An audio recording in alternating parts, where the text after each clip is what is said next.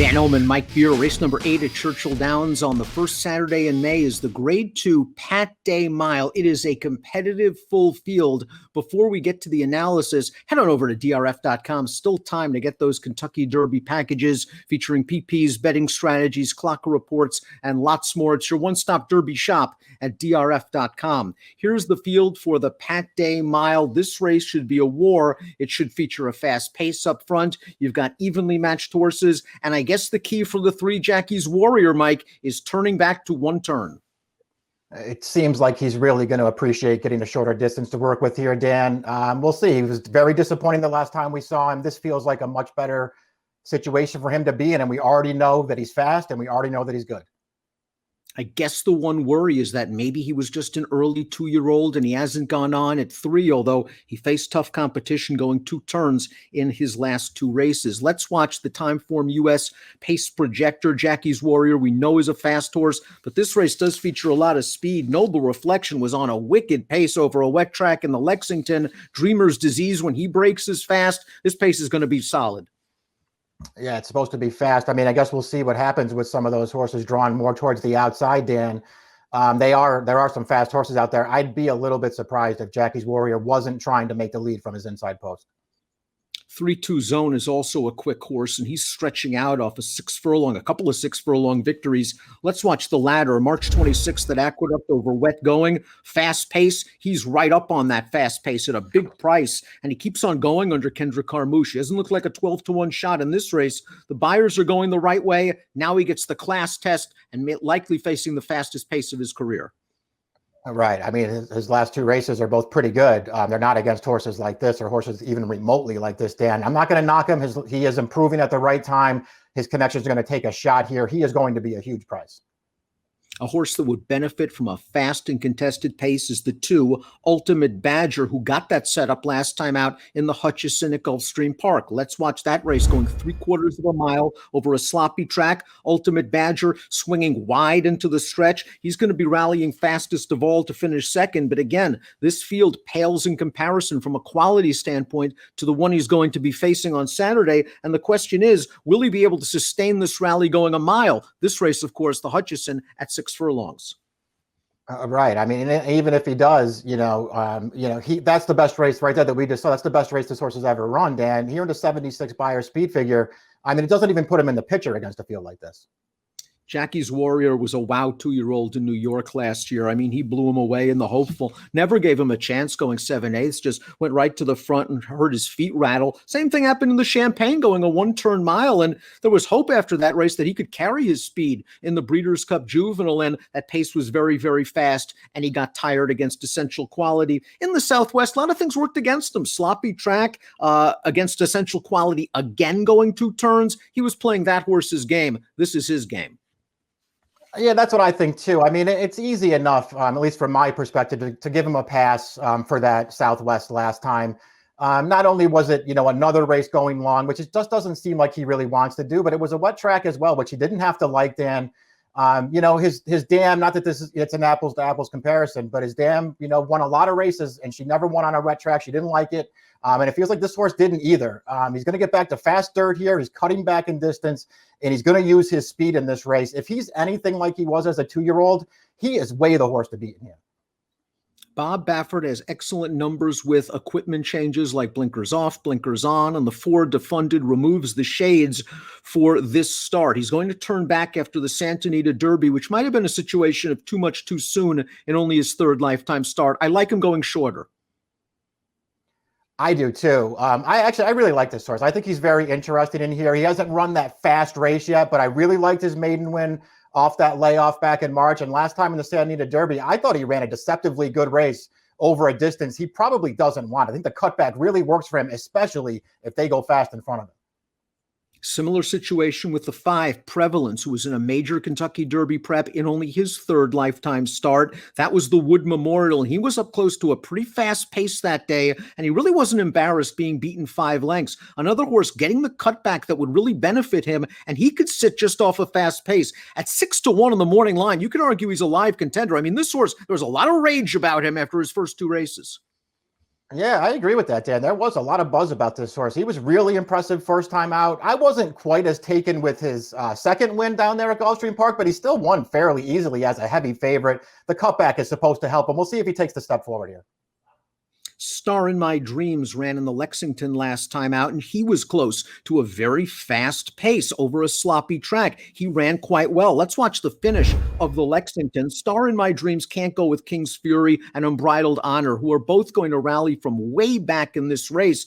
All things considered, the way the race was run, I think Star in My Dreams ran well. I think he's improving. I also think he moved up on the wet track. Yeah, I like this horse. I've liked him from the start, but you're right. He has handled a wet track before, so maybe that helped him. I had some excuses, maybe for the Risen Star in the Louisiana Derby. Last time I thought he ran fine. I can see him working out the right trip here as they cut him back to a one-turn mile. Whiskey Double, this is probably what he wants to do, run in one-turn races. I thought he got the setup 2 starts back over a wet track at Oaklawn, going 3/4 of a mile, and then they ran him in the Bayshore in New York. Let's watch that race. He was in against a good 3-year-old sprinter in Drain the Clock, and Whiskey Double's just trying to make up way too much ground in this short field against an odds-on favorite.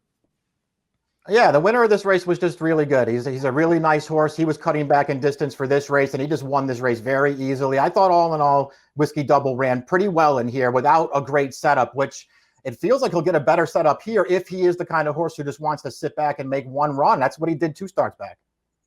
Another horse that had a lot of buzz around him early in his career, the 8 Dream Shake, impressive debut winner for Peter Urton at a big price sprinting. They then tried him long, won against the extremely talented Life is Good, unfortunately off the Derby Trail and the Triple Crown Trail after an injury. Last time out in the San Felipe, he stayed close to a fast pace while in the pocket, couldn't finish with Rock Your World and Medina Spirit, but this is a useful horse who finds a good spot from a pace and class standpoint. Yeah, just another horse turning back in this race who feels like he could really appreciate it, Dan. He's run fine in his 2 Derby preps, the San Felipe and the San Antonio Derby. He ran fine both times. Just the kind of horse who it felt like even 2 back, Dan, when he wasn't going to beat Life is Good anyway, but even that day, it just sort of felt like he didn't really want to get the distance. They took one more shot last time, same thing. He didn't have a big finish. The cutback feels like it could really work for him. His debut was awesome.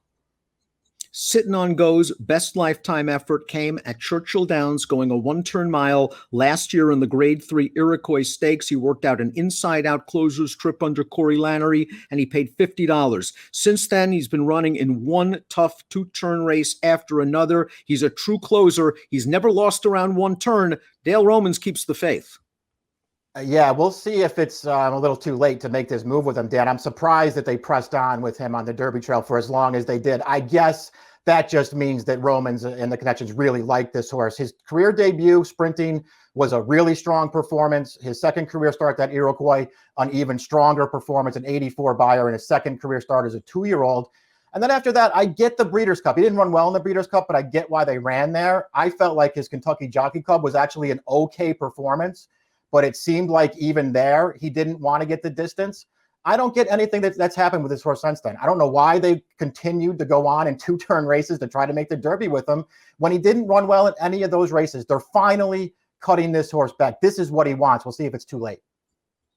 Dreamer's Disease, the number 10, won around a 2-turn mile at Keeneland 3 starts back, and you could argue he had major excuses in his last 2 races. Won the Breeders' Cup Juvenile racing where he was likely overmatched, but also just he set a wicked pace up front and ultimately paid the price. And then last time out, they found a great spot for him on paper against New York breds, and he missed the break terribly and then got rushed up into a hot duel. I'll draw a line through that effort, but he seems like a front runner that could get cooked if there is a hot pace.